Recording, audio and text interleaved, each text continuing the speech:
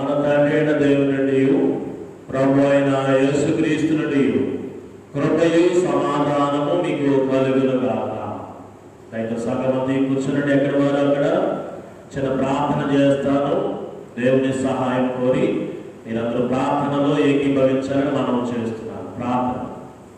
అత్యంత ప్రేమ కృప కనికరమ కలిగినటువంటి మా ప్రియ పరలోకపు తండ్రి, మా దేవ, మరి ఒక మారు నీ సన్నిధి సహవాసము మేము కలిగి ఉండడానికి ఇటు రీతిగా మీరు చూపిన కృపను బట్టి ముందుగా వందనా.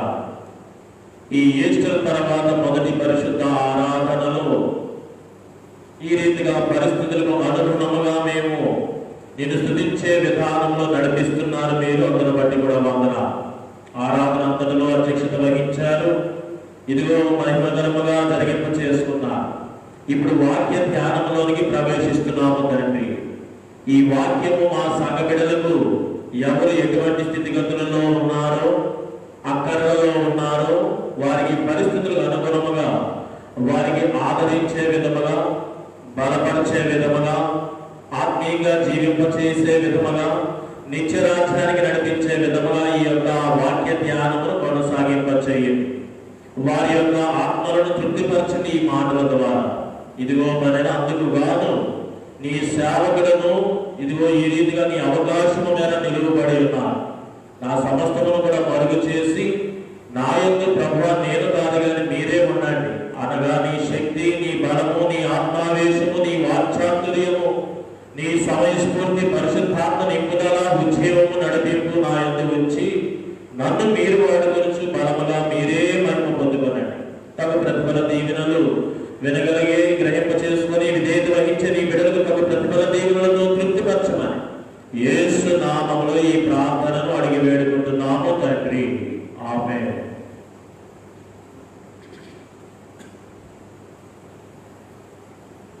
ప్రియమైనటువంటి దేవుని బిడ్డలారా, ఈ 2020వ సంవత్సరము మనము లోథరన్ క్యాలెండర్ ప్రకారము అందరికీ కూడా అనుకోండి పునరుత్థాన పండుగ పోయిన వారం జరిపించబడి ఉన్నది. తదుపరి మొదటి పరిశుద్ధ ఆరాధన, ఈస్టర్ తర్వాత మొదటి పరిశుద్ధ ఆరాధనగా మనము నిర్వహించుకుంటూ ఉంటాం. దానికి అనుగుణంగా ప్రారంభ గీతము, సంగ్రహ ప్రార్థన, లేఖనాలు కూడా మనము అనుసరించి ఉన్నాం. ఈ చదువుబడినటువంటి లేఖన భాగాలు ముందుగా ఈ అవకాశం ధ్యానం చేయడానికి దేవుడు అనుగ్రహించాడు. దేవాది దేవునికి వందనాలు. అలాగే మరి స్క్రీన్ పైన అనేక మంది తిరుగులిస్తున్నారు, వీక్షిస్తున్నారు. అందుని బట్టి వినయ విధేయతలు కలిగి మరి దేవుని వాక్యము ఆరాధనలో ఎంతో భక్తి నిష్ఠ శ్రద్ధలు కలిగి ఏకీభవిస్తున్న ప్రతి ఒక్కొక్కరికి కూడా ప్రభు పేరు నిండు వందనాలు తెలియపరుస్తున్నారు. నా తోటి జత పని వారందరూ కూడా ఇక్కడ ఉంటున్నారు. నా ముంగిట అందరికీ కూడా ప్రభు పేరిట వందనాలు. ప్రియమైనటువంటి దేవుని బిడ్డలారా, ఈ దినము మన మందిరానికి మరి యొక్క ప్రత్యేకత ఉన్నది. ఈ యొక్క స్వాస్థ్యం అనుభవిస్తున్న ప్రజలందరూ కూడా జ్ఞాపకం చేసుకోవాల్సినదే. ఏప్రిల్ 19వ తారీఖు దినము కొగ్లరమ్మ గారు, డాక్టర్ అన్నా షారా కొగ్లర్ గారు జన్మించినటువంటి దినము కాబట్టి ఆమె దేవుని యొక్క మహిమలో ఉంటున్నారు. నీతిమంతులు జ్ఞాపకం చేసుకున్న ఆశీర్వాదకరము. ఆమె జన్మించిన దినాన్ని కూడా జ్ఞాపకం చేస్తూ ఆ యొక్క శుభాలు కూడా సంఘానికి తెలియపరుస్తున్నాయి. ఎందుకంటే మనందరం కూడా వారి బిడ్డలమే కదా. కాబట్టి బిడ్డలైనటువంటి అందరికీ కూడా తల్లి జన్మదిన శుభాలు తెలియపరుస్తున్నారు. మరి దినము మనము కలిసి ఉంటే చాలా గంభీరమైనటువంటి మరి నడిపింపు ఆమె జన్మదిన వేడుకలు చేసుకునే వాళ్ళం. దేవుని చిత్తం ఏదైనా సరే, ఏదైనా ఆమె దేవుని మహిమలో ఉన్నారు. ఆమె స్వాస్థ్యం అనుభవిస్తున్నాము. కృతజ్ఞతతో మరి కనీసం ఇంటి ఆ జ్ఞాపకం అన్నా సరే మనం చేసుకోవాలి. చివరిలో తల్లి గారు ఆమె గురించి 2 మాటలు తెలియపరుస్తారు. ఆ విషయాలు కూడా మనం విందాం. ఈ దినము చదువుబడినటువంటి లేఖన భాగములు పత్రికా పాఠ్య భాగము, సువార్త పాఠము, పత్రికా పాఠం కూడా ఈ దినాన ఒకే గ్రంథకర్త రచించారు, యోహాను భక్తుడు. మొదటి పత్రిక 5వ అధ్యాయము 4వ వచనం నుండి 12వ వచనాల లేఖనము యోహాను పత్రికలో పత్రికా పాఠ్య భాగంలో మనం చదువుకున్నాం. అలాగే సువార్త పాఠముగా అదే రచయిత యోహాను భక్తుడు 8వ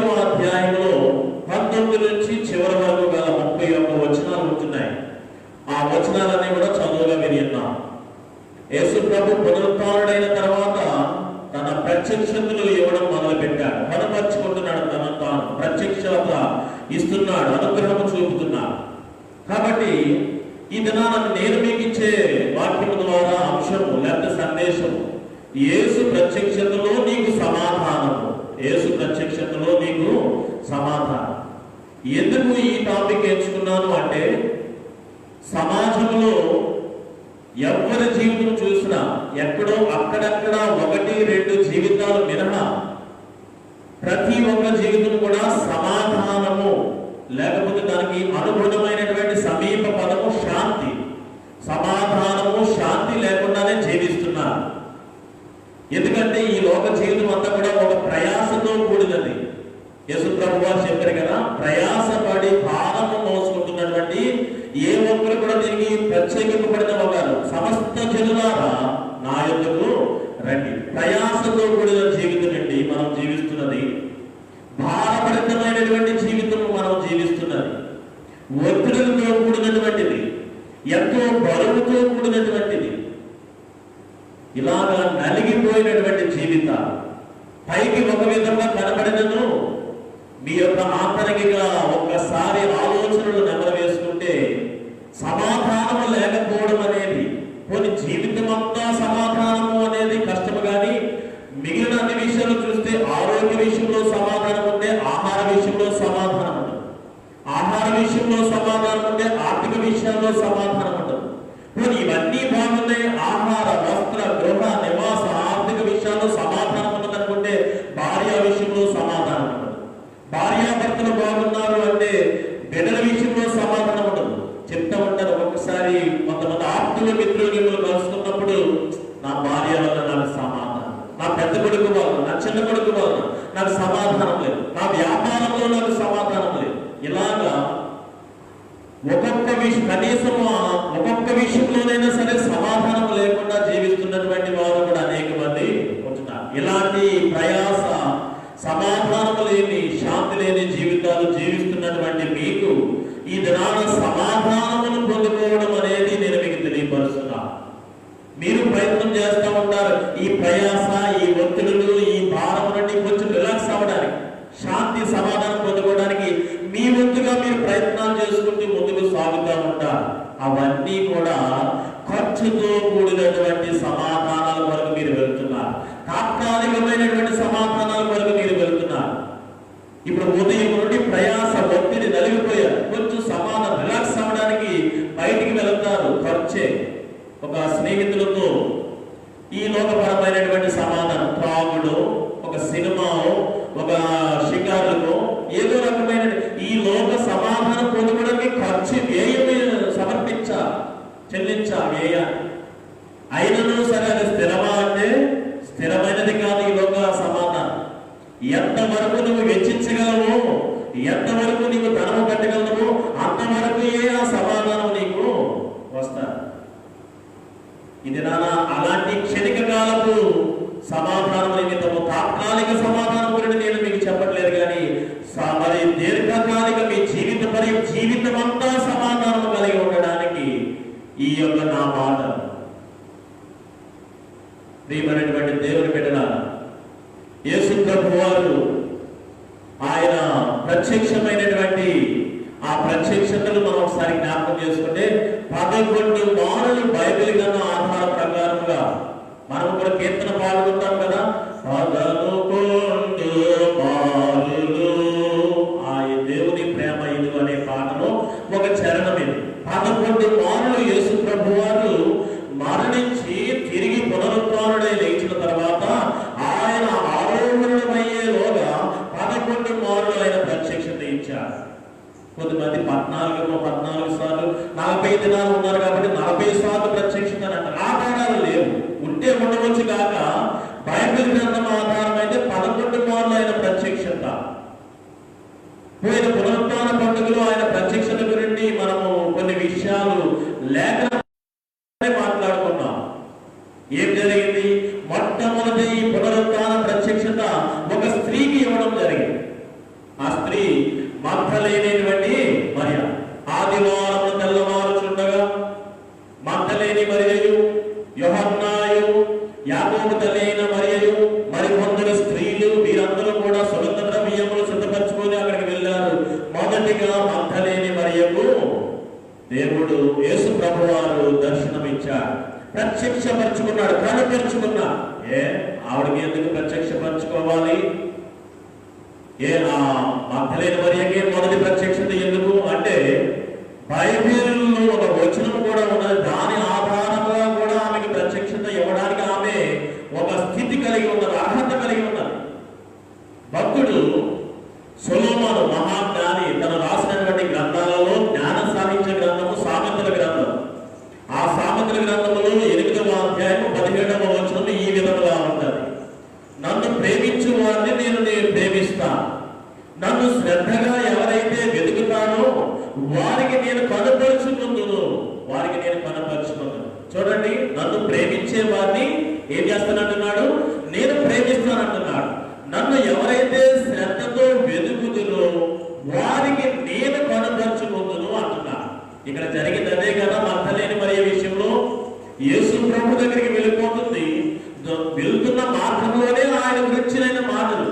ఆ రాయి చాలా బరువైనది కదా, ఎలాగ పొరలించాలని అని ఎలాంటి మాటలు, యేసు ప్రభువుని వెతుకుడు కొరమైనటువంటి, కలయిక కొరమైనటువంటి, ఆయనకు దగ్గరికి సమీపించడానికి కొరమైనటువంటి ప్రయత్నంలో మాటలు, ముందుగా సిద్ధపాటు మాటలు.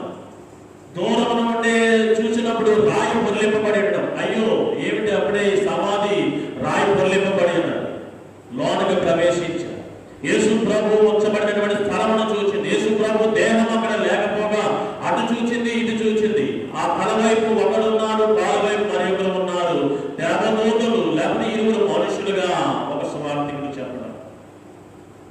ఆ మూల చూచింది. కొన్ని కార్నర్లో ఆ కార్నర్లో ఎవరైనా ఉన్నాడని మడిచి భద్రపరిచినటువంటి వస్త్రం అక్కడ ఉన్న కనబడింది. ఆ స్థలము చూచింది. ముందటి భాగము వెనకాల భాగం చూసింది. ఆ రూమ్ అంతటినీ చూచింది. ఎక్కడను కూడా యేసు ప్రభువు లేకపోవడము బోరును విలపించింది. పునరుత్థానమునందే ఏడుపు, కన్నీళ్లు విడచడం. అంటే ఆయన లేడని ఏడుస్తుందా, లేకపోతే దూత చెప్పిన వర్తమానం విని ఎవరిని వెతుకుతున్నా? నజరేయుడైన యేసునా మీరు వెతికేది. ఆయన సజీవుడై ఉన్నాడు, ఆయన లేచి ఉన్నాడు, ఆయన ఇక్కడ లేడు. ఆయన తాను చెప్పినట్టు ముందుగానే గలిలయ ప్రాంతానికి వెళ్ళి ఉన్నాడనే వార్త దూత చెప్పగానే లేచినవాడు. ఇక్కడ చనిపోయిన దేహం లేదని ఏడ్చిందా, లేచిన వాడు మరి కనబడలేదని ఏడ్చిందా? మొత్తానికి ఏడుపుతూనే ఉన్నది. కానీ ఒక విచిత్రం ఏంటంటే, దేవదూతలు ఆమెకు కనబడి దేవదూత ఆమెతో మాట్లాడను, సంతృప్తి పడలేకపోతుంది. అదే నీవైతే ఒక దూత వచ్చి నీతో మాట్లాడితే వెనువెంటనే సమస్తమును మర్చిపోయి దూత నాకు దర్శనమిచ్చింది, మాట్లాడిందని చెప్పి ఎంత తృప్తి చెందుతాం. కానీ ఆ తృప్తి పడలేకపోతుంది ఇక్కడ మరియ. కారణము, ఆమె ఎవరిని వెతుకుతుందో ఆయనే కనబడ. యేసునే వెతుకుతుంది, యేసే కనబడ, తన యేసే కనబడ. అప్పుడే ఆమె ధైర్యంగా ఉండాలి, కన్నీళ్ళు ఆగుతాయి. అంటే అంతగా వెతికి వెతికి చివరికి మధ్యలో ఎన్ని మాటలు చెప్పినా, అమ్మ ఆయన లేచాడు, ఆయన ఇక్కడ లేడు, గలిలయ వెళ్తున్నాడని చెప్పమన్నాడు, ఇవన్నీ చెప్పిన దూతయే స్వయంగా మాట్లాడిన సంతృప్తి పరచలేకపోయే ఈ మాటలన్నీ కూడా ఆమె. కారణము, ఆమె వెతకగా యేసు కనపడకపోయింది. ఎందుకు ఈ మాటలు చెప్తున్నానంటే, సొలొమోను చెప్పాడు కదా 8వ అధ్యాయం సామెతల గ్రంథం 17వ వచనంలో, తన్ను ప్రేమించిన వారిని ఆయన ప్రేమిస్తాడని, తన్ను ఎవరైతే జాగ్రత్తగా వెతుకుదురో వారికి ఆయనే కనపరుచుకుంటానని. అదే ఇక్కడ మరియా సంఘటనలో జరిగింది. ప్రేమించింది మగ్దలేని మరియ యేసుని ఎంతగానో ప్రేమించింది, శ్రద్ధగా వెతికింది. ఆయన ఉన్న స్థలాన్ని వెతికింది, ఆయన తలభాగము, కాళ్ళ భాగము చుట్టూ ఆ గదంతా, సమాధి గదంతా కూడా వెతికింది, జాగ్రత్తగా వెతికింది, తోటంతా వెతికింది. ఈ మధ్యలో ఎన్నో తృప్తికరమైనటువంటి విషయాలు వచ్చినా లెగిచేటంటే శుభవార్త, దేవదూత దర్శనం అంటే శుభవార్త, ఆ దేవదూతే మాట్లాడిందంటే మరింతగా సంతోషకరమైన వార్త. ఇవన్నీ కూడా ఆమె తృప్తిపరచలేకపోయాయి. ఈ వెతుకులాటలో ఏమైతే వెతుకుతుందో జాగ్రత్తగా శ్రద్ధ కలిగి వెతికింది, నిరాశతో ఉంటుంది, వెతుకులాటలో ముందుకు సాగుతుంది. అప్పుడు ప్రత్యక్షపరచుకున్న. అందుకనే ఎవరైతే ఆయన ప్రేమిస్తారో, ఎవరైతే ఆయనను జాగ్రత్తగా వెతుకుతారో వారికే దైవ ప్రత్యక్షత, పునరుత్థాన యేసు ప్రత్యక్షత వారికే. ఈ దినాన నీ యొక్క జీవిత విధానంలో ఏ విషయంలో నీకు సమాధానం లేదు, ఆ సమాధానం లేని వారందరూ కూడా సమాధానం కలిగి ఉండాలి అంటే ఈ లోకపరమైన సమాధానం కాదు, దీనికి విభిన్నమైన యేసు సమాధానము నీకు కలగాలి అంటే ఆయన ప్రత్యక్షతను మనం కలిగి ఉండాలి. ఆయన ప్రత్యక్షత కలిగి ఉండాలంటే ఒక మరియ ఆయనను ప్రేమించినట్లుగా, ఒక మరియ లేకపోతే పేతురు ఈ వార్త విని, యోహాను భక్తులు వీరందరూ కూడా ఆ వార్త వినిన వారు యేసు లేచి ఉన్నాడని సమాధానం చూడడానికి ఎలాగైతే వచ్చారో వెతకడానికి, అలాగ ఆయన ప్రేమించిన ఆ ప్రేమ నీలో ఉంటున్నారా? ఆయనను వెతకగలిగే, జాగ్రత్తగా వెతకగలిగే ఆ యొక్క విశ్వాసపు నిరీక్షణ నీలో ఉన్నదా? అలా ఉండగలిగితే, ఆయన నమ్మి, ఆయన ప్రేమించి, ఆయన విశ్వసించి, ఆయనను వెనకగలిగితే అటువంటి వారికి కనపరుచుకుంటాడు పునరుత్థానుడైనటువంటి దేవుడు యేసుక్రీస్తు ప్రభువారు. ఆయన కనపరుచుకున్నాడు అంటే, ఆయన నీకు ప్రత్యక్షపరుచుకున్నాడు అంటే వెనువెంటనే నీకు సమాధాన వార్త ఇస్తాడు. అదే జరిగింది ఆ దినాన. పునరుత్థానమైనటువంటి ఉదయకాల సమయం అంతా ఇప్పుడు దాకా చెప్పారు. సాయంకాల సమయంలో కొన్ని సంఘటనలు జరిగాయి. కొన్ని సంఘటనల్లో ఒక సంఘటన మనకి ఈ దినాన ఇవ్వబడింది. ఏమిటంటే, యేసు ప్రభు శిష్యులందరూ కూడా పస్కా పండుగ తదుపరి సమూహముగా సహవాసముగా కూడడం ఇదే మరలా మొదటిసారి. పస్కా పండుగ అయిన తర్వాత మరలా ఎవ్వడూ కూడా ఈ 12 మందిలో మళ్ళీ సహవాసంగా కూడడం ఎక్కడా మనం చూడం.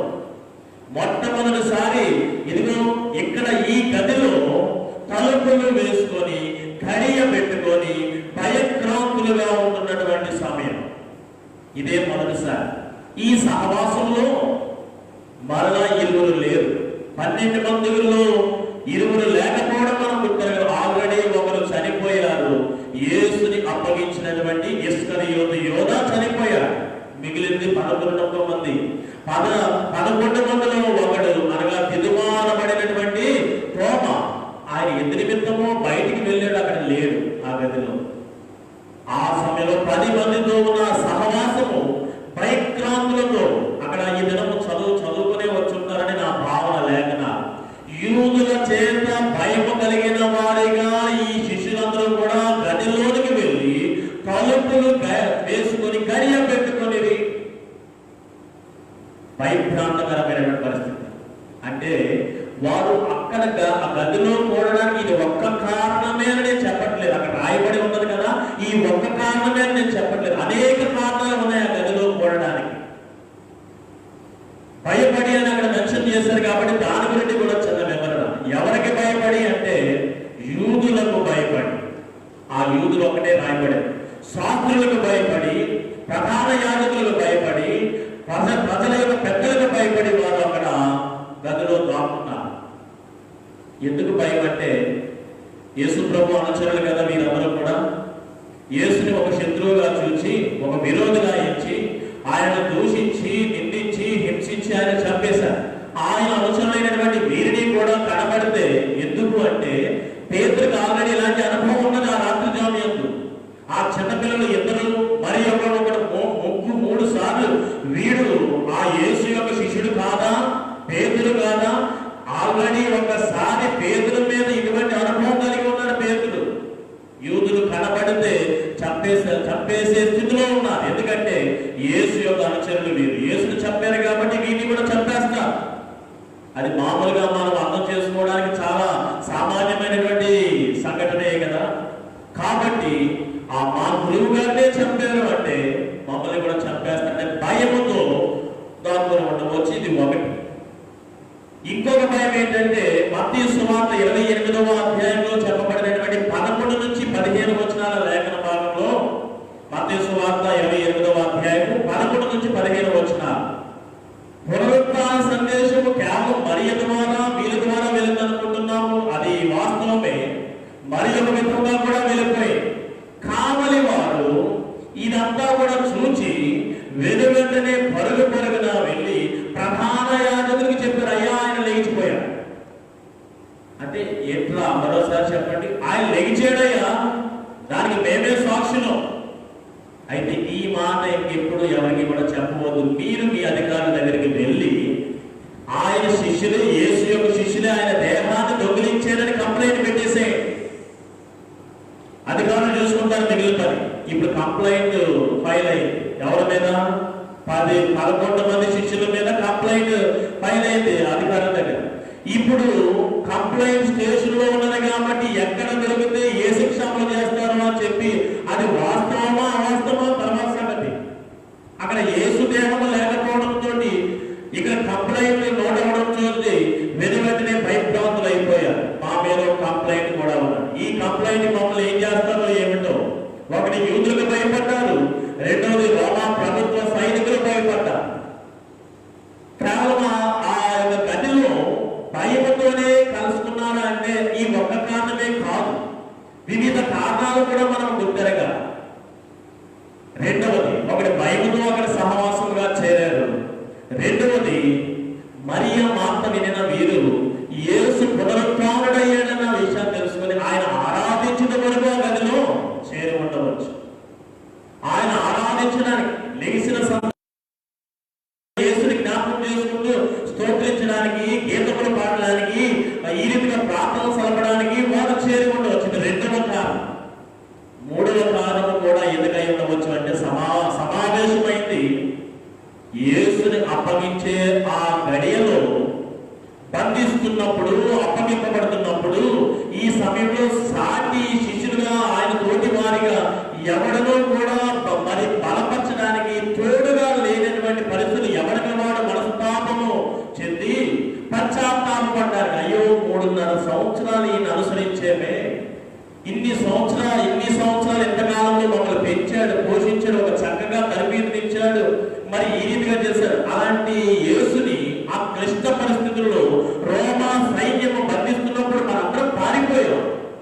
మనస్తాపము చెంది పశ్చాత్తాపడడానికి నువ్వెందుకు పారిపోయావురా, నువ్వెందుకు పారిపోయావు, నేను ఎందుకు పారిపోయాను, అలా చేసి ఉండకపోతే బాగుండేది, మరి ఇప్పుడు ఎట్లాగని ఆలోచన చేయడానికి ఒక సహవాసమై ఉండవచ్చు. భయముతో వారు కూడి ఉన్నారు. రెండవది, ఆరాధించడానికి కూడి ఉండవచ్చు. మూడవది, జరిగిన సంఘటనకు ప్రాయశ్చిత్తంగా పశ్చాత్తాపడడానికి వారు కూడి ఉండవచ్చు. నాలుగవ విషయాన్ని కూడా లేకపోలేదు. నాలుగవ విషయం కూడా ఉన్నది. ఏమిటంటే భవిష్యత్ కార్యాచరణ ఏమిటి?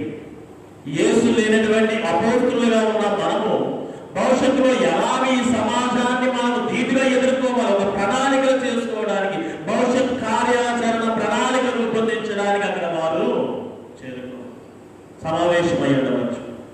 ఏమైనా సరే వారు ఆయన పునరుత్థానుడైనటువంటి దినమందే సాయంకాలం ఒక గదిలో వారు చేరి తలుపులు వేసుకొని గడియ పెట్టుకొని ఉన్నారు.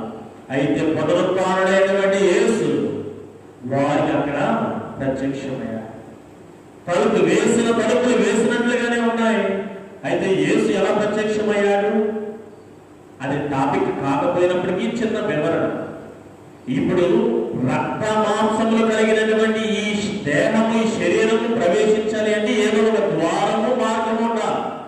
రక్తము మాంసము కలిసిన ఈ దేహం ప్రవేశించాలి అంటే, కానీ యేసు ప్రభువు ఈ దేహంతో లేడు. అప్పటికి రక్త మాంసములతో కూడినటువంటి దేహంతో లేడు, మహిమ శరీరముతో ఉన్నాడు. ఆయన మహిమ శరీరంతో ఉన్నాడు కాబట్టి ఒక మార్గం అవసరం లేదు, ఒక ద్వారం అవసరం లేదు.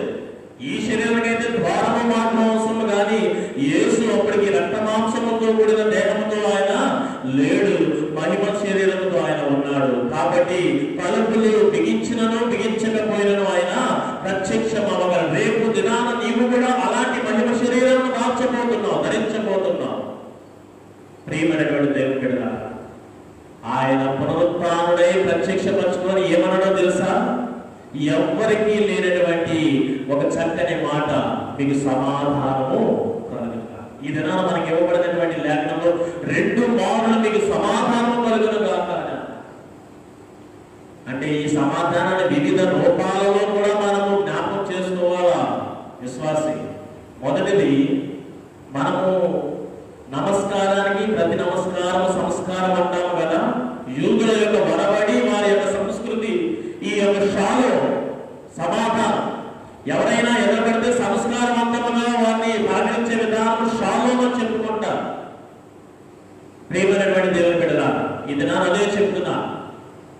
షాలోమ్ అని చెప్పుకుంటారే కానీ ఆ పెదవులలో, మాటలలో, పలకరింపులో ఉన్న సమాధానం వారి జీవితాలలో లేకపోవడం మనము చూడాలి. అంతేకాదు మనము కూడా చాలా మంది సమాధానం అనే పేరు చాలా మంది వ్యక్తులకి ఇక్కడ మనకి తక్కువ, కానీ కొంతమంది పూర్వీకులు ఇలాంటి పేర్లు కలిగి ఉన్నారు. సమాధానం అనే పేరు మగవాళ్ళకి, శాంతి అనే పేరు ఇప్పటికీ ఆడవాళ్ళకి ఉండడం. సమాధానం అన్న శాంతి అన్న ఒకటే. పేరులో, పలకరింపుల్లో ఉన్న శాంతి, సమాధానం జీవితాలలో లేకపోవడం మనం గమనించాలి. యూదులు షాలోమ్ అని పలకరించుకుంటారు కానీ సమాధానం లేని జీవితాలే జీవిస్తున్నారు. బహుశా ఈ యేసు ప్రభు ప్రత్యక్షమై, పునరుత్థానుడైన యేసు ప్రత్యక్షమై మొదటిసారిగా ఆయన పలికిన మాట ఏంటంటే సమాధానం కలుగును గాక మీకు. ఆ సహవాసంలో మొట్టమొదటి మాటే మీకు సమాధానం కలుగును గాక. అంటే ఇది సాంప్రదాయబద్ధముగాను, సంస్కృతి పరముగాను, సంస్కారవంతముగాను వారిని సమాధానం పలకరించి ఉండవచ్చు. ఇది మొదటి విషయం. ఈ సమాధానంలో రెండవ అంతరం ఏంటంటే భౌతిక పరమైనటువంటి సమాధానము, మూడవది ఆత్మీయ పరమైనటువంటి సమాధానం. భౌతిక పరమైనటువంటిది అంటే వారు చూడండి ఎలా ఉన్నారు, వారి భౌతిక పరిస్థితులు ఎలా ఉన్నాయి, భయభ్రాంతులుగా ఉన్నారు. వారిని భయపెట్టే పరిస్థితులు ఆ సమాజంలో వారు నెలకొని ఉన్నారు. ఆ 10 మంది 11 మంది శిష్యులు కూడా భౌతిక పరముగా ఏ విషయాల్లో సమాధానం లేదు, ఆ విషయాల్లో ఈయన సమాధానమును కలుగు చేస్తున్నారు. ఇది నాన్న నీవు కూడా అలనాడు వారు ఇంటి తలుపులు వేసుకుని గడియలు పెట్టుకున్నట్లుగా ఈ దినాన్ని కూడా నీవు భయభ్రాంతులతో ఎవరి ఇంట్లో వారు వెళ్ళి మరి ఆ తలుపులు గడియలు వేసుకుని ఉంటున్నారు. ఏ కారణం మీకేం పట్టింది? మీకు కూడా భయమే. అప్పుడంటే వారు యూదులకు, రోమా సైన్యానికి భయపడి వారు దాక్కున్నారు. మీరు ఎందుకు భయపడుతున్నారంటే కరోనా వ్యాధి చేత మీరు భయపడి మీరు కూడా మీ గృహాల తలుపులు గడియలు పెట్టుకుని లోపటే ఉంటున్నారు. ప్రియమైన సంఘం, ఏ భయభావన నుండి మొత్తానికి భౌతిక పరమైన భయములన్నింటినీ కూడా తీసి భౌతిక పరమైన లోటులన్నీ భర్తీ చేసి భౌతిక పరమైనటువంటి సమాధానాన్ని నీకు అందించడానికి అయినా అది నా సమాధానం పలికాడు. ఎవరికి సమాధానము? ఎవరికి సమాధానము? మరియ వలె, మగ్దలేనే మరియ వలె, ఈ శిష్యుల వలె ఎవరైతే ఆయనను ప్రేమిస్తారో, లేఖనాల ప్రకారమే మనం ముందుకు వెళ్ళాలి. ఎవరైతే ఆయన ప్రేమిస్తారో అలా ప్రేమించేవారు మీలో ఉన్నట్లయితే, ఎవరైతే ఆయనను జాగ్రత్తగా వెతుకుతారో అలా వెతికేవారు మీ గృహాలలో మీరైతే, ఎవరైతే ఆయనను చరణమునందు, ఆయన శిలువ మరణమునందును, పునరుత్థానమునందు ఎవరైతే విశ్వసిస్తారో అలా అలాంటి విశ్వసించిన వారికి ఆయన ప్రత్యక్షపరచుకొని అలాంటి వారికి సమాధానం అందించడానికి ఆయన ప్రత్యక్షత. ఇది ఆయన ప్రేమించగలుగుతున్నావా? ఆయన ప్రేమించగలిగి ఆయన వెనకగలుగుతున్నావా జాగ్రత్తగా? పేతురు చెప్తాడు కదా, మొదటి పేతురు పత్రిక 3వ అధ్యాయము 11వ వచనంలో ఏమంటారంటే సమాధానమును మీరు వెతికి ఆయనను వెంటాడు. ఇది ఆయన వెతకగలుగుతున్నారా? ఆయన ప్రేమించే వారికి ఆయన ప్రత్యక్షత ఉంటాడు, ఆయన వెతికే వారికి ఆయన కనపరుచుకుంటూ ఉంటాడు. ఆయన యొక్క విశ్వాసం ఉంచి వారికి పునరుత్థానము ఎవరైతే విశ్వాసం ఉంచుతాడో, మరియ విశ్వసించింది. మరియ వార్త విని, దూత వార్త విని మరియ విశ్వసించింది. మరియ వార్త విని శిష్యులందరూ కూడా విశ్వసించలేకపోయినా కొద్దిమంది విశ్వసించారు. ఆ విశ్వసించిన వారి దగ్గరికి యేసు ప్రభు వారు వచ్చి మీకు సమాధానము కలుగును గాక. భౌతిక పరమైనటువంటి ఏ విషయంలో మీరు భయభ్రాంతులుగా ఉంటున్నారు? ఒకవేళ ఆరోగ్య విషయాల, ఆర్థిక విషయాల, ఆహార విషయాల, వివాహ విషయాల, లేకపోతే గర్భఫల విషయాల, లేకపోతే చదువులు, పరీక్షలు, ఉద్యోగాలు, లేకపోతే ప్రస్తుతం నెలకొని ఉన్నటువంటి ఈ వ్యాధుల యొక్క విషయాల్లో భయం కలిగి ఉన్నారా? అలనాడు శిష్యులు భయభ్రాంతులుగా ఉంటే భౌతిక పరమైన విషయాలన్నింటికీ కూడా సమాధానము కలుగునుగా. ఇది మీరు కూడా ఏ విషయాలు భయభ్రాంతులుగా ఉన్నారో, మీ భౌతిక పరమైన జీవితానికి సంబంధించిన అన్ని విషయాలలో కూడా మీకు సమాధానం కలగడానికి ఆయన పునరుత్థానుడై ప్రత్యక్షత ఇవ్వడానికి సిద్ధంగా ఉన్నాడు. అయితే ఆ ప్రత్యక్షత నీవు కలిగి ఉండడానికి ఆయన ప్రేమించాలి, ఆయన వెతకాల, ఆయన విశ్వాసం ఉంచాలా. విశ్వాసము నిరీక్షణతో నువ్వు ఉండాలి. నిరీక్షణతో ఎవరైతే ఎదురు చూస్తారో వారికి ఆ దర్శనం కలుగుతుంది, వారికి ఆ సమాధానం ఉంటుంది.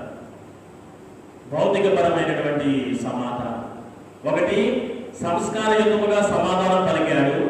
రెండవది, భౌతిక విషయాలన్నిటిపైన కూడా నీకు సమాధానం ఇవ్వడానికి ఆయన ప్రత్యక్షపరచుకుంటున్నాడు. మూడవది, ఆధ్యాత్మిక జీవితానికి సమాధానం కలగడానికి. ఎందుకంటే దేవునికి మానవునికి అడ్డుగా పాపం అనేది ఉండిపోయింది కదా, అగాధం వలె, ఒక బట్ట వలె. వాటిని తొలగించి సిలువలో కాచిన రక్తము ద్వారా వెలువెంటనే ఆయన ఏం చేశాడంటే ఆ సిలువ ద్వారా చేపట్టిన కార్యపు ప్రతిఫలాన్ని తెలియపరుస్తున్నాడు. సిలువ ద్వారా ఏమైందంటే మునుపు దూరస్తులే, కానీ ఇప్పుడు ఏమైపోయారు? యేసుక్రీస్తు రక్తము ద్వారా మీరు దేవునికి సమీపస్తులైపోయారు. ఆ విషయం తెలియపరుస్తున్నారు. దేవునికి మీకు ఆత్మీయ సమాధానమును కలుగు చేస్తారు.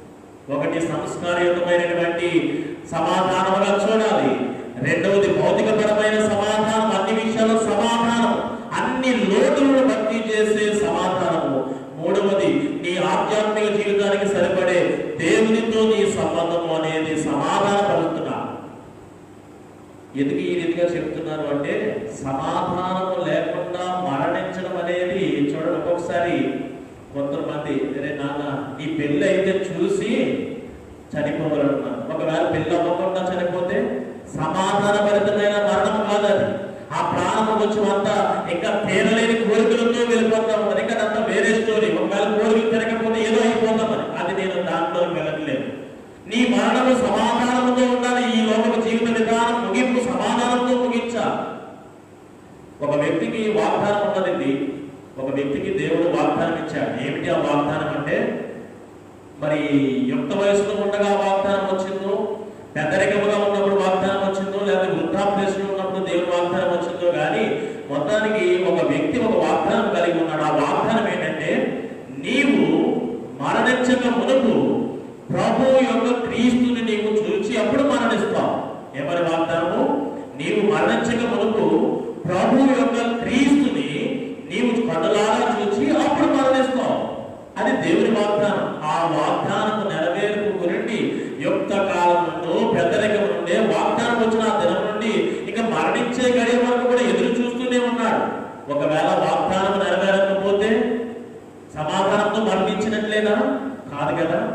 వెంటనే దేవుడు వాగ్దానం ఇచ్చినటువంటి దేవుడు, భూమి ఆకాశములు గతించిపోతాయి కానీ ఆయన మాట సున్నైనను పొల్లైనను కూడా తప్పిపోదు కదా.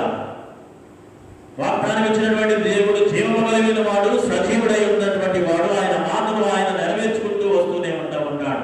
నెరవేర్పు కలిగింది. ఆయన ఎవరో కాదు, యెరూషలేము ప్రవక్త, యెరూషలేము దేవాలయానికి శిశుప్రాయముగా ఉన్న యేసు ప్రభువుని మరియా యోసేపులు సున్నతి విషయంలో దేవాలయానికి 8వ దినమందు తీసుకుని వెళ్తే వెతుకుంటూ వచ్చేసాడు. పరుగున వచ్చాడు వృద్ధుడైనటువంటి సిమియోను. వెతుకులా ప్రభు యొక్క క్రీస్తుని ప్రేమించి, ఎంతగా ప్రేమించాడంటే వృద్ధుడని కూడా చూడకుండా పరుగున వచ్చి వెంటనే తన చేతులలోనికి లాక్కోవడం, వెంటనే తీసుకోవడం. అప్పుడు అంటాడు, నాథా నీ దాసుడైన నన్ను ఇప్పుడు నా జీవితం ఎలా వెళ్ళిపోతుంది, నన్ను ఎలా పోనిస్తున్నావు? ఈ లోకంలోని సమాధానంతో పోనిస్తున్నావు. నీ వాగ్దానం నిజమయ్యా. ఇదిగో ఈ అన్యులకు వెలుగైనటువంటి వాడు, ఇశ్రాయేలుకి మహిమ తెచ్చేవాడు నేను కన్నులారా చూచాను. ఇప్పుడు నా ప్రాణం ఈ బిడ్డ ద్వారా ఏమైంది? సమాధానం కలిగి ఉన్నది. సమాధానంతో పోతున్నా. అదే మనం సంస్కార ఆరాధనలో నీ సమాధానం దాసునికి ఇప్పుడు అనే ఆ మోరస్ పాడుకుంటాం కదా, సిమియోను గీతం. ఇది నా ప్రతి ఒక్క భౌతిక జీవితానికి, ఆధ్యాత్మిక జీవితానికి దేవుడు యేసు ప్రభు యొక్క ప్రత్యక్షత సమాధానం వరకే ఆయన ప్రత్యక్షత. ఇది నా భౌతిక పరంగా ఎన్ని విషయాలు నీకు సమాధానం లేదో, నీ యొక్క ప్రాణం, నీ యొక్క మనసు ఒక్కసారి నలిగిపోతుందో, కొన్ని విషయాలు ప్రయాసపడుతున్నావా, భారముతో ఉంటున్నావా, కృంగిపోతున్నావా, శాంతి సమాధానం వరకు వెతుకుతున్నావా? ఈ లోకంలో వెతుకులాగా మారి దేవుని ప్రత్యక్షత, పునరుత్థానుడైనటువంటి యేసు ప్రత్యక్షత వరకు నువ్వు ఎదురు చూడు. ఆయన ప్రత్యక్షమైతే నీకు సమాధానము ఆయనే దయచేస్తాడు. కాబట్టి అలాంటి విషయాన్ని నేను మీకు తెలియపరుస్తాను. అంత మాత్రమే కాదు, భౌతిక పరమైన విషయాలని కాదు, ఆత్మీయ పరమైనటువంటి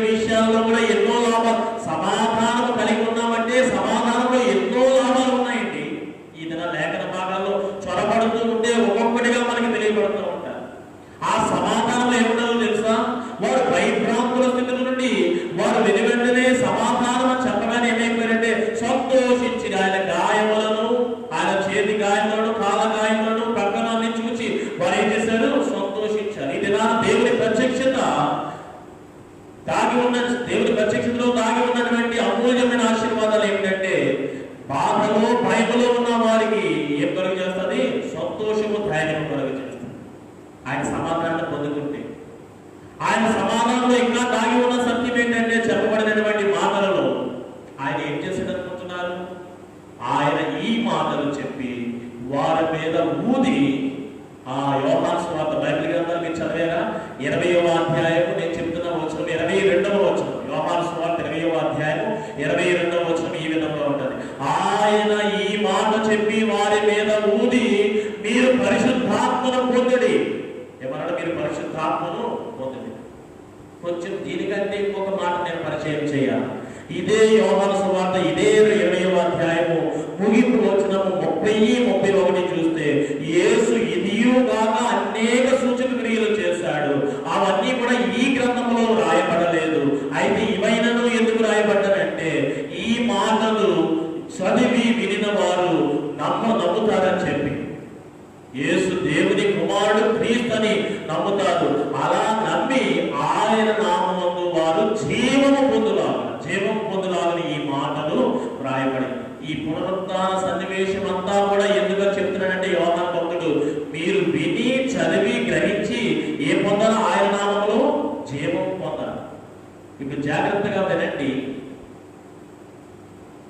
అపోస్తలుడైనటువంటి పౌలు ఈ యొక్క ఎఫెసీ సంఘంతో రాసినటువంటి పత్రిక 2వ అధ్యాయంలో చెప్పబడినటువంటి 2వ వచనం, మీ అపరాధముల చేత మీ పాపముల చేత మీరు ఎలా ఉన్నారంట? చచ్చిన వారై ఉన్నారు. మనం బ్రతికే ఉన్నాము కానీ మనం ఎలా ఉన్నాం? పేరుకే బ్రతుకున్నాం, కానీ చచ్చిన వారమై ఉన్నామంట. సార్దీసులో ఉన్న సంఘపు దూతలు ఆత్మ చెప్పిన సంగతులు ఏమనుకుంటున్నారు? ప్రకటన గ్రంథము 3వ అధ్యాయము 1వ వచనం ప్రకారం, నీ క్రియలు నేను ఎరుగుదును, జీవించుచున్నావన్న పేరు మాత్రం ఉన్నది కానీ నీవు వృద్ధుడవే. మనం చచ్చిన వారము, జీవించున్నామన్న పేరు ఉన్నది కానీ మనం మృదులమే. ఎందుకు ఇవన్నీ చెప్తున్నానంటే, యేసుక్రీస్తు ప్రత్యక్షతలో సమాధాన దీవెన ఉన్నది. ఆ సమాధానం ఎవరైతే కలిగి ఉంటారో ఆ దీవెన, దానిలో పొందుపరచబడిన ఆశీర్వాదాలు నేను చెబుతున్నా. సమాధానంలో దాగి ఉన్న ఆశీర్వాదం ఒకటి, దుఃఖము భయప్రాంత పరిస్థితుల నుండి ధైర్యము, ఆనందము కలుగుతుంది. రెండవది, మరణావస్థలో లేకపోతే జీవిస్తున్నాన్న పేరు కలిగి మరణము చచ్చిన స్థితిలో ఉన్న నీకేం కలుగుతుంది? జీవము కలుగుతుంది. యేసు ప్రభు పునరుత్థాన ప్రత్యక్షతలో కలిగిన సమాధానం నువ్వు కలిగి ఉంటే, మరణించిన నీవు జీవము కలిగి ఉంటావు. అదే లేఖనంలో ఈ దిన లేఖన భాగంలోనే నేను చెప్తున్నా. ఇదే పత్రికా పాఠ్యభాగంలో కూడా చెప్తున్నాడు. యోహాను రాసిన మొదటి పత్రికలో 5వ అధ్యాయము 12వ వచనం కూడా అదే చెప్తుంది. ఏమని చెప్తుంది? యేసు దేవుని కుమారుడిని ఎవరైతే అంగీకరిస్తారో వారు జీవము కలిగి ఉన్నవారు. యేసు దేవుని కుమారుడిని ఎవరైతే అంగీకరించారో వారు జీవము లేనివారు. ఇది నాన్న యేసు దేవుని కుమారుడు, నా కొరకు పుట్టాడు, నా కొరకు మరణించాడు, నా కొరకు పునరుత్థానుడైన ఎవరైతే నమ్ముతారో, తోమా నీవైతే చూసి నమ్మేవు కానీ చూడగా నమ్మిన వారు ధన్యం. ఇది నాన్న యేసుని ఎవరైతే నమ్ముతున్నారో వారికి ఆయన ప్రత్యక్షపరచుకుంటాడండి, సమాధానం దీవిస్తాడు. ఆ సమాధానంలో ఎన్నో ఆశీర్వాదాలు ఉంటున్నాయి. ఆ సమాధానంలో రెండో విషయం చెప్తున్నా నేను. ఆ సమాధానంలో దాగి ఉన్న సత్యం ఏంటంటే, జీవించలేని స్థితిలో ఉన్న నీవు జీవము కలిగి ఉంటావు. ఆ జీవానికి వెనువెంటనే ఈ సమాధాన దీవులలో 3వ ఆశీర్వాదం ఏంటంటే, ఆత్మను ఆయన అనుగ్రహిస్తాడు, పరిశుద్ధాత్మను అనుగ్రహిస్తాడు. ఆయన వారి మీద ఊది పరిశుద్ధాత్మను పొందండి. ఇది ఎలా ఉన్నదో తెలుసా? ఇది నా ప్రారంభ గీతము కూడా ఒక చక్కని మాట. మీరు కొత్తగా జన్మించిన శిశువులను పోలిన వారే, నిర్మలమైన వాక్యము అనే పాలలాంటి వాక్యం అపేక్షించుడని. నిజమే. 2వ కొరింథీ పత్రిక 5వ అధ్యాయం 17వ వచనం ఈ రీతిగా ఉండాలి.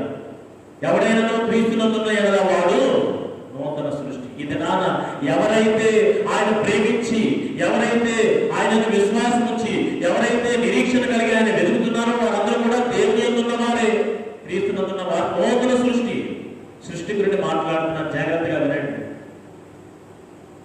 ఈ సృష్టి చేస్తున్నప్పుడు, మనం చూస్తున్న ఈ సృష్టి అంతా చూస్తున్నప్పుడు 6వ దినముల ప్రస్తావన ఈ సృష్టిలో 6వ దినముందు దేవుడైనటువంటి యెహోవా ఆదికాండము 2వ అధ్యాయం 7వ వచనం ప్రకారం మరియు దేవుడైన యెహోవా నరుడిని నేల మట్టి చేత నిర్మించి నరుడి యొక్క నాసికా రంధ్రములలో జీవ వాయువును ఆయన ఊదగా నరుడు ఏమైపోయాడట?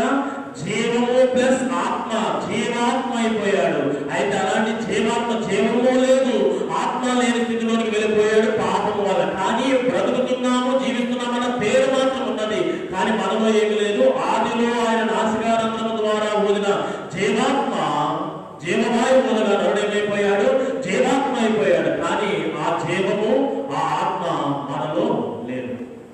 నీ అపరాధముల చేత, నీ పాపముల చేత నీవు చచ్చిన వాడిగా ఉన్నావు. నువ్వు బ్రతుకుతున్నావన్న పేరు, జీవించున్నావన్న పేరు ఉన్నది, కానీ నీవు మృతుడవి. అలాంటి నీకు పునరుత్థానుడైనటువంటి యేసు ప్రత్యక్షమై సమాధానం ఇస్తున్నాడు. ఆ ప్రత్యక్షత నీవు కానీ కలిగి ఉంటే ఆ సమాధానం మాకు నీకు పలుకుతాడు, నీ కుటుంబానికి. ఆ సమాధానం పలికాడు అంటే నీ బాధలన్నీ తీరిపోతాయి, నీ దుఃఖమంతా తొలగిపోతుంది, నీకు సంతోషము, ఆదరణ, ధైర్యం కలుగుతుంది. ఇది మొదటి విషయం. రెండవ విషయం ఏంటంటే, నీవు ఆధ్యాత్మిక జీవితంలో చచ్చిన స్థితిలో నీవేమైతావంటే సమాధాన దీవెన పొందావా, వెంటనే జీవం వస్తుంది నీ యొక్క జీవితానికి, నీ ఆత్మకు జీవం వస్తుంది. వెంటనే పరిశుద్ధాత్మ, 3వ ఆశీర్వాదం ఏంటంటే పరిశుద్ధాత్మ నీకు తోడుగా ఉంటారు ఆ జీవితానికి. అర్థమవుతున్నాయి నా మాటలు మీకు? భౌతిక పరంగా దుఃఖాలు, భయక్రాంత పరిస్థితి తొలగిపోయి భౌతిక పరంగా ఆనందము, ధైర్యము, నిబ్రతము కలుగుతుంది. సమాధాన దీవెనలో మొదటి భాగం. సమాధాన దీవెనలో రెండవది ఏంటంటే మనము చచ్చిన స్థితిలో నుండి మనము జీవింప చేయగలిగే స్థితిలోకి వస్తాం, జీవితాన్ని పొందుకుంటాం, జీవాన్ని పొందుకుంటాం. మూడవది పరిశుద్ధాత్మను పొందుకుంటాం, ఆత్మను పొందుకుంటాం. నాలుగవది ఏమైతుందంటే జీవము కలిగి పరిశుద్ధాత్మను కలిగి జీవిస్తున్నామంటే వెంటనే వారందరూ కూడా ఎలా ఉపయోగపడతారంటే దేవుని పిల్లలుగా ఉంటారు. మొదటి యోహాను పత్రిక, అది మనకి ఇవ్వబడిన లేఖన భాగం ప్రారంభ వచనం 5వ అధ్యాయం 4వ వచనంలో దేవుని పిల్లలందరూ కూడా లోకములోనికి పంపించబడుతున్నారు. దేవుని ఇంకా ఈ సమాధానం పొందుకున్న వారి గురించి ధన్యతలు మీకు వచ్చు కదా? ధన్యతలు. సమాధానం పొందుకున్న వారు, సమాధాన పరచబడిన వారు, సమాధానము పొందిన వారు ధన్యులు, వారు దేవుని కుమారులు అనబడుదురు. ఇది ఎవరైతే దైవ ప్రత్యక్షత కలిగి ఉన్నారో వారికి సమాధాన దీవెన ఉండాలి. ఆ సమాధానం పొందుకున్నావా, నీవు దేవుని కుమారుడే, దేవుని కుమార్తెవే. అప్పుడు ఏమంటున్నాడో తెలుసా? ఇది మరి యొక్క ఆశీర్వాదం. సమాధానం పొందుకున్న వారికి మరి యొక్క ఆశీర్వాదం. జీవం సంతోషం పొందుకుంటారు భౌతిక పరంగా, ఆత్మీయ పరంగా జీవం పొందుకుంటారు. మూడవది పరిశుద్ధాత్మ సహాయం పొందుకుంటారు, ఆత్మను పొందుకుంటారు. నాలుగవది కూడా ఇప్పుడు చెప్పి ఉన్నారు దేవుని యొక్క కృప ద్వారా వారు చక్కగా ఏమనున్నది? దేవుని కుమారులుగా వారు పేరు పొందుకుంటా ఉంటారు, పిలువబడుతూ ఉంటారు. అప్పుడు ఏమంటాడో తెలుసా? ఇది నా లేఖనాలలోనే నేను ముందుకు వెళ్తున్నాను, దయతో జాగ్రత్తగా వెళ్ళండి. అప్పుడు అంటున్నాడు యేసు ప్రభు వారు ఆ గదిలో, నా తండ్రి నన్ను మీ దగ్గరికి ఎలా పంపించాడో, ఆయన ప్రియ కుమారుడిగా సాక్ష్యం ఇచ్చి మరీ పంపించాడు కదా ఈ లోకంలోనికి. నా తండ్రి నన్ను ఎలా పంపించాడో, తల్లిగా చదివాను ఈ వాక్యాన్ని. ఆ నా తండ్రి నన్ను ఎలా పంపించాడో నేను కూడా మిమ్మల్ని ఆ రీతిగా, అంటే ఆయన ప్రియ కుమారుడిగా నన్ను పంపించాడు, నేను మిమ్మల్ని ఏం చేస్తున్నానంటే నా కుమారులుగా, కుమార్తెలుగా ఈ లోకంలోనికి పంపిస్తున్నాను. ఎవరైతే సమాధాన దేవుని పొందుతారో వారికి కలిగే భాగ్యం దేవుని కుమారులుగా, కుమార్తెలుగా పిలువబడి మరి ఈ లోకంలోకి పంపబడతారు. ఇలా గదులలో గడియలు పెట్టుకొని ఉండే స్థితి కాదు వారి. లోకము భూరిగంతల వరకు వారు వెళ్ళిపోవాలి. ఏ వైరస్ కాదు, ఏ ఉప్పెన కాదు, ఏ అనానుకూల పరిస్థితి కాదు, వారు భయభ్రాంత పరిస్థితుల్లో ఉంటారు. వారు పలుపులు తీసుకుని పరిశుద్ధాత్మ వారి మీదకి వచ్చినప్పుడు వారి శక్తిని పొందుకొని వారు గడియ విప్పుకొని బయటికి వెళ్ళిపోయారు. ఈ దినాన దేవుని ప్రత్యక్షత కలిగి ఉంటే నీవు సమాధానము పలుకుతాడు. ఆ సమాధానం పలికాడంటే ఎన్ని మేలుడు నీకు వర్తిస్తాయి.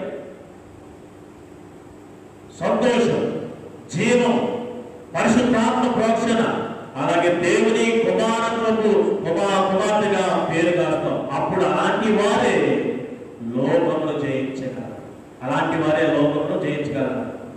దేవుని పిల్లలను దేవుడు లోకంలోకి పంపిస్తా ఉంటే ఈ దిన పత్రికా పాఠ్యభాగం ఏం చెప్తుందంటే లోకంలోనికి వెళ్ళి దేవుని కుమారుడు లోకమును జయిస్తాడు. లోకమును జయించిన విజయము మన విశ్వాసమే కదా. తిరిగి మళ్ళీ ఎలా కనెక్షన్ వచ్చేది చూసారు? మన విశ్వాసమే కదా. అంటే ఇక్కడ నేను చెప్పేది ఏంటంటే ఆయన ప్రేమించిన మరియ చేసినటువంటి చేసినటువంటి శిష్యులు చేసినటువంటి సొలొమోను చెప్పిన వచనం పక్కన రిపీట్ చేస్తున్నారు. సామెతల గ్రంథం 8వ అధ్యాయం 17వ వచనం. ఎవరైతే ఆయన ప్రేమిస్తారో వారిని ఆయన ప్రేమిస్తారు, ఎవరైతే ఆయన జాగ్రత్తగా వెతుకుతారో వారికి ఆయన కనపరుచుకుంటూ ఉంటారు, ఎవరైతే ఆయన విశ్వసిస్తారో వారికే ఈయన మొత్తమని కార్యాలు చేస్తూ ఉంటారు. ఇదిగో లోకమును జయించాలి అంటే మనము ఆయన ప్రేమించాలా, ఆయన వెతకాలా, ఆయనను మనము విశ్వసించాలి. మరి అదే చేసింది మగ్దలేని మరియ. శిష్యులందరూ కూడా అదే చేశారు. కాబట్టి వారికి మాత్రమే దేవుడు ప్రత్యక్షత ఇచ్చి ఉన్నాడు. ప్రత్యక్షత ఇచ్చి ఏమన్నాడంటే మీకు సమాధానము కలుగునుగా.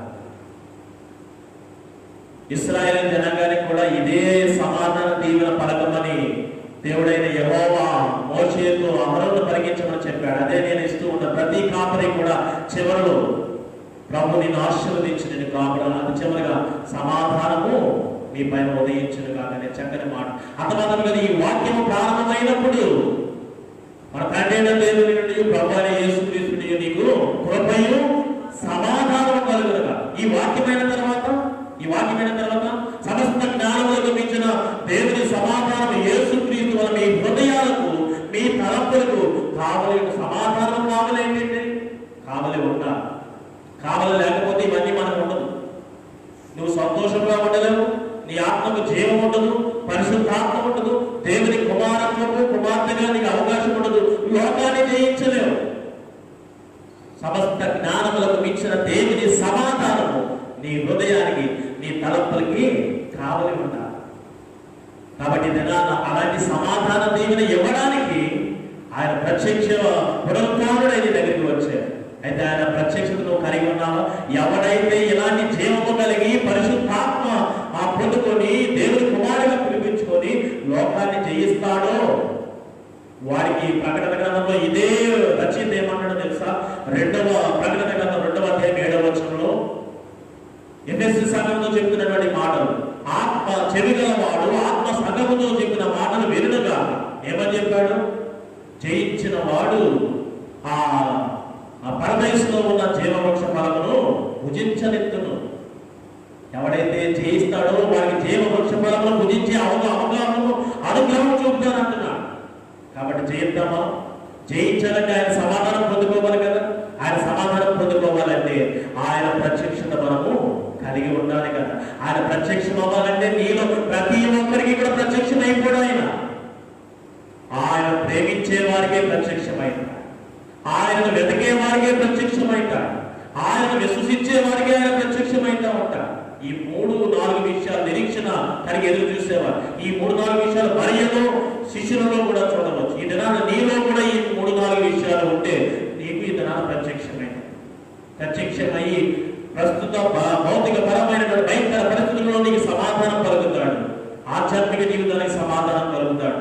ఆ విధంగా నువ్వు సంతోషాన్ని భౌతికంగా కలిగి ఉంటావు, ఆత్మీయంగా జీవిస్తావు, పరిశుద్ధాత్మ పొందుకుంటూ ఉంటావు, అలాగే దేవుని కుమారుడిగా పేరు కాస్తావు, లోకంలో జయిస్తావు, పరదేశంలో ఉన్న జీవవృక్ష ఫలాన్ని నీవు పూజిస్తావు. అంత మాత్రమే కాదు, 3వ అధ్యాయం ప్రకటన గ్రంథంలో చెప్పబడినటువంటి 3వ అధ్యాయం 15వ వచనంలో జయించిన వాడు దేవుని యొక్క దేవాలయంలో మందిరంలో మూల స్తంభంగా ఉంటాడు.